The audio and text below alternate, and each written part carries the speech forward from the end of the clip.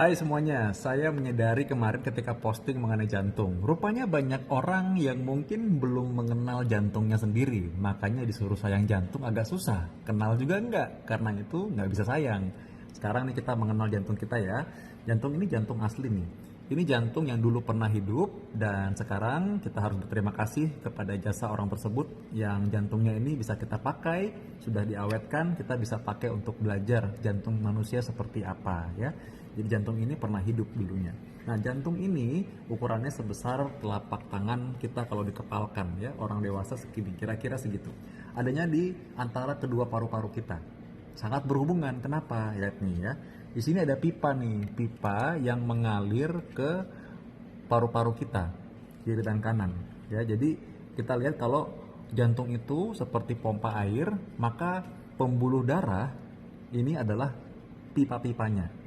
Jadi kalau misalkan pembuluh darah arteri itu mengalir ke seluruh tubuh kita, termasuk ke kepala juga, ke leher nih kita bisa raba ya, lalu ke kaki-kaki kita, ke seluruh organ kita. Itu isinya darah bersih.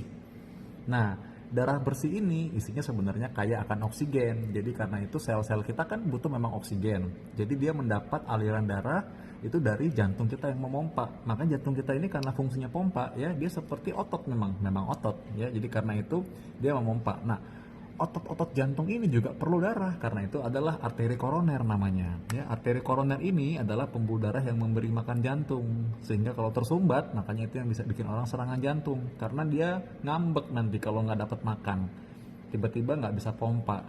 Nah, makanya akibatnya jadi gagal jantung misalnya ya. Gagal jantung itu adalah kegagalan fungsi jantung. Ini udah nggak gagal paham lagi ya.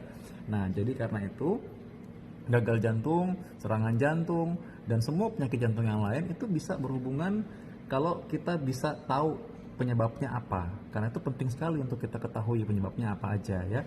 Nah, kita lihat nih dalam sini juga ada klep-klep jantung tuh, lihat. Ada klep-klep jantungnya ya, ada klep-klep tuh, ada klep, ada pintu-pintunya ya. Supaya apa? Darah yang ada di pompa nggak bisa kembali ke belakang lagi ya. Nah, kita tahu nih tadi nih kalau darah yang bersih isinya oksigen mengalir ke seluruh tubuh. Nah, nanti dari sel-sel tubuh kita, sel-sel tubuh kita kan bermetabolisme, masak gitu. Pasti ada sampahnya. Nah, sampah-sampah hasil masakan metabolisme ini itu yang disebut darah kotor. Nah, darah kotor itu masuk ke dalam jantung bagian kanan. Dari jantung bagian kanan nanti mengalir juga ke paru-paru. Nah, di paru-paru inilah terjadi pertukaran udara, oksigen dan karbon dioksida. Sehingga kita bernapas kan, kita menghirup O2, kita menghembuskan CO2. Nah, asal jangan menghembuskan droplet yang isinya virus corona ya. Nah, karena itu kenapa orang kalau misalkan dibilang sekarang infeksi COVID-19, kok bisa kalau punya penyakit jantung jadinya berat ya? Itu tadi, karena sangat berhubungan. Jadi tadi benar-benar kita lihat bagaimana hubungan antara jantung dan paru-paru yang sangat akur dan sangat erat. Kalau satu ada masalah, satunya bisa ngambek juga. Nah, itu yang menyebabkan seseorang bisa check out tiba-tiba ya, dan makin berat gitu kondisinya. Nah, sekarang kita lihat nih, kalau jantung kita itu berdetak semenit ya rata-rata mungkin 70 kali per menit, 80 kali per menit. Satu harian dia bisa berdetak mungkin 100.000 kali. Dan dia bisa mompa sebanyak mungkin 2000 galon kali. Nah, bisa dibayangin nggak, kerjanya berat sekali. Gimana kalau kita nggak sayang sama jantung kita?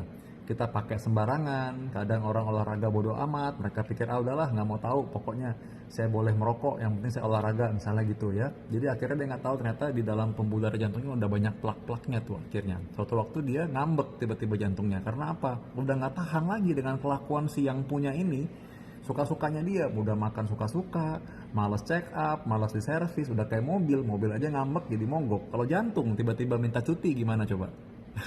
Bingung kan? Jantung tiba-tiba ngambek ya, kita bisa check out juga. Karena itu kita harus sayang sama jantung ini. Bayangin nggak, jantung yang seperti ini, jantung ini hidup, dan jantung ini kita cuma punya satu, itu satunya.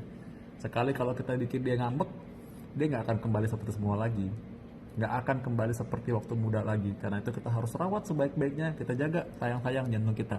Jantung kita cuma satu.